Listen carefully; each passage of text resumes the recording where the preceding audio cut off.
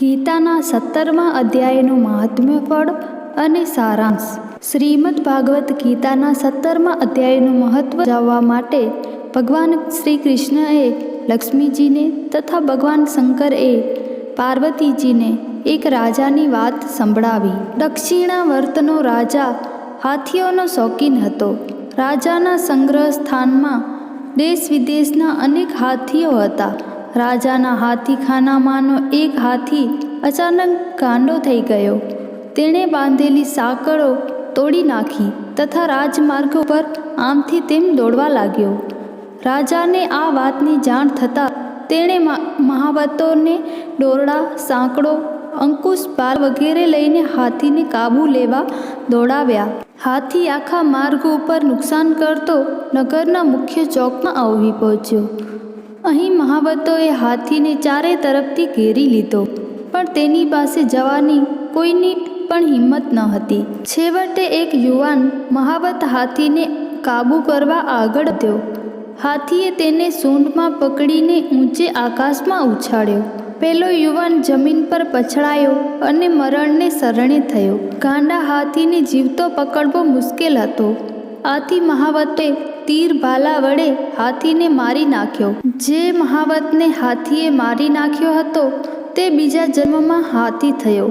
તેના માલિકે તેને વેચી દીધો અને દક્ષિણાવર્તના રાજાએ જ તેને ખરીદ્યો.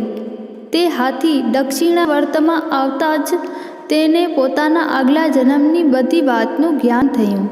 પોતાનું કરુણ મોત તેને યાદ આવતા ખાવા પીવાનું છોડી બીમાર રહેવા લાગ્યો. રાજાએ બીમાર હાથીને સાજો કરવા ઘણા પ્રયત્નો કર્યા.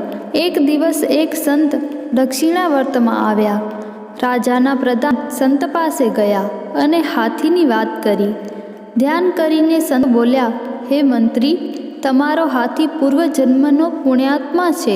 તેના કોઈ પાપને લીધે મહાવતનો તથા હાથીનો જન્મ ધારણ કર્યો છે, પરંતુ આ જન્મમાં તેને ઉત્તમ ગતિ પ્રાપ્ત થશે.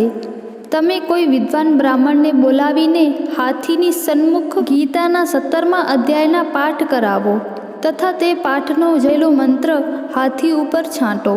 ઈશ્વર કલ્યાણ કરશે. સંતના કહ્યા પ્રમાણે 3 દિવસ અને 3 રાત્રિ સતત પાઠ ચાલે.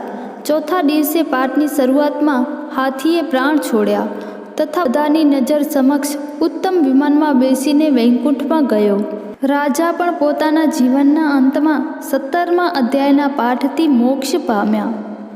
સપ્તદશ અધ્યાયનું સારાંશ.